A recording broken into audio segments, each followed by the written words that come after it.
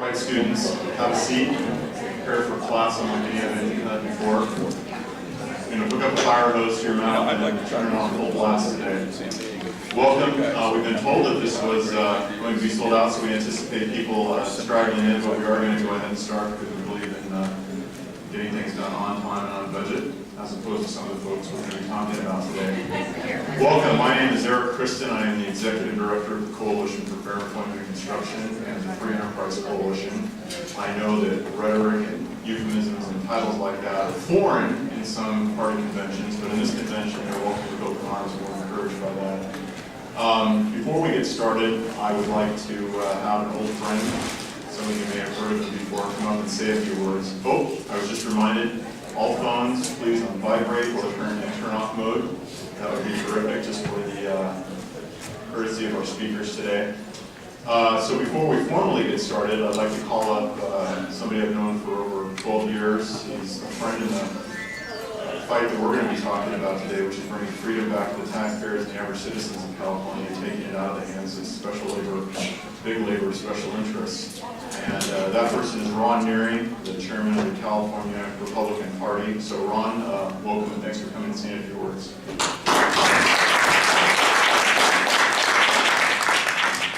Well, thank you very much, Eric, and thank you to everyone who's participated this morning. You show your dedication with the union's file to take a court. Right here in the front, okay. No pens or recording devices. First, I want to thank you for being part of this panel. I want to share with you 2 points. First is that there are millions of Republicans in the state of California who are being forced to fund labor's political agenda because a portion of their dues, which are ostensibly paid for collective bargaining representation, are siphoned off and spent on a variety of either overtly or otherwise political activity. That's wrong, and that's something which our party has repeatedly opposed. Our party stands in stark contrast to the other team that our party is funded 100% through voluntary contributions, people making a conscious decision to write a check in order to support our party, as opposed to having someone reach into their wallet, take dues money out, ostensibly for collective bargaining, and diverting it to purposes that clearly have no political purpose whatsoever. Second point I would make is that this practice on the part of the labor unions really provides the entire structure for the Democratic Party. The California Democratic Party is not our primary opponent in this election. The unions provide the bulk of the activity. You take a look on the web at all these various websites that are generated against them, and look at all the activity. That's all labor union driven. And unfortunately, Republicans are being forced to fund some portion of that activity, and that's unfortunate and wrong. I hope that paycheck protection is part of today's discussion. We also see in the city which you're in right now, this city is functionally bankrupt, in large part because labor unions have used their political influence that has been garnered through the ability to extract dues for political purposes and sent the city of San Diego into the financial abyss, where that political pressure has resulted in all types of schemes, which means that our pension system here is upside down.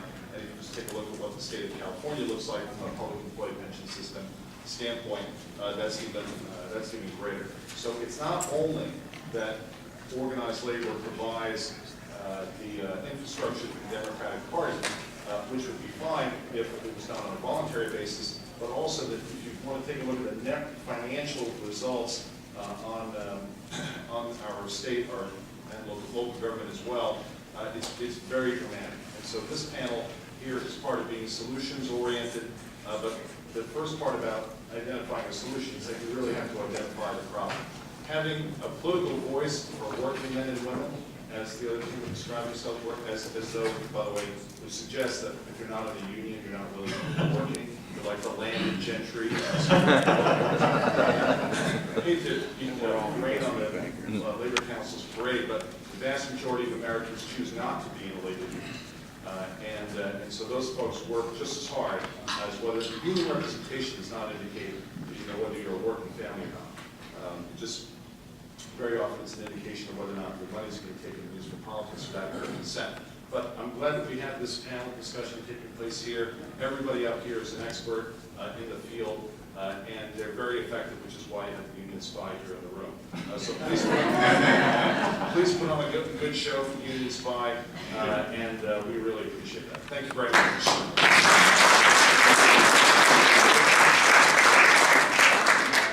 It's a murderer's row of common sense up here today, and Ron started it off, so that's terrific. Thanks, Ron. Like I said, you're about to get a fire hose hooked up, and it's going to be turned on full bore for an hour and a half, so please be prepared. We are here to outrage you, if that's even needed anymore. There's new levels of outrage on a daily basis, so I don't know how much greater it can be. But we're also going to end with some constructive, solution-based recommendations for how we save our state. And you use hyperbole like that oftentimes. I remember when George Bush was president, it was always, let's go take back our country.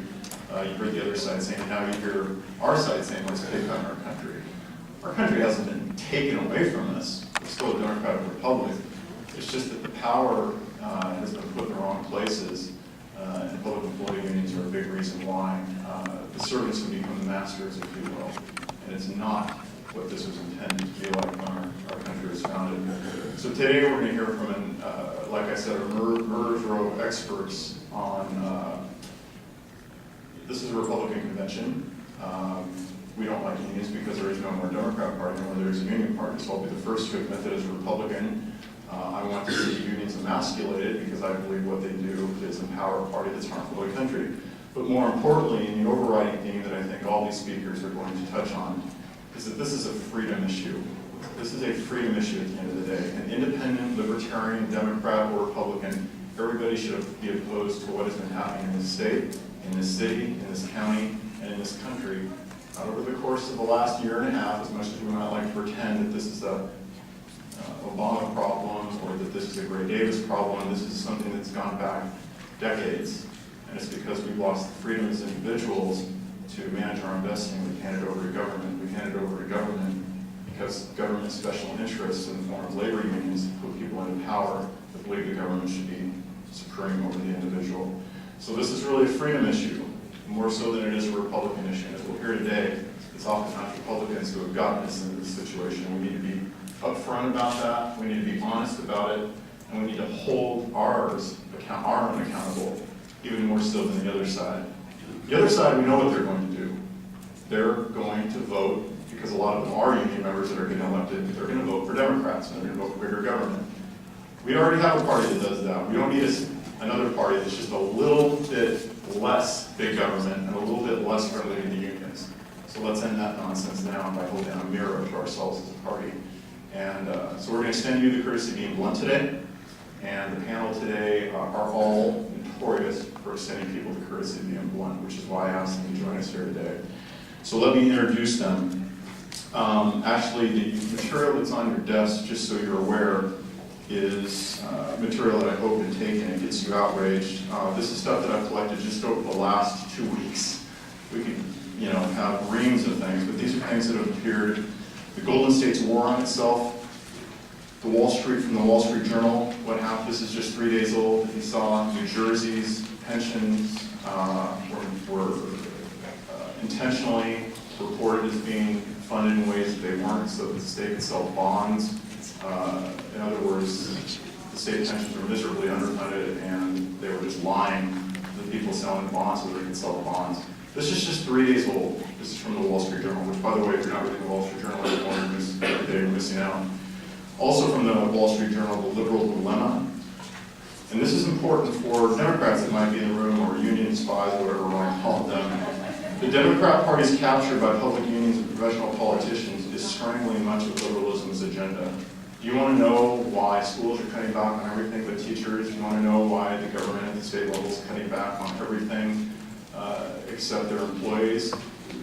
They're cutting their own throats with these ridiculous pensions and these inflated costs. And it's an irony that I hope isn't lost on the Democrat Party. It's a great read by Daniel Henninger, who's a great editorial writer.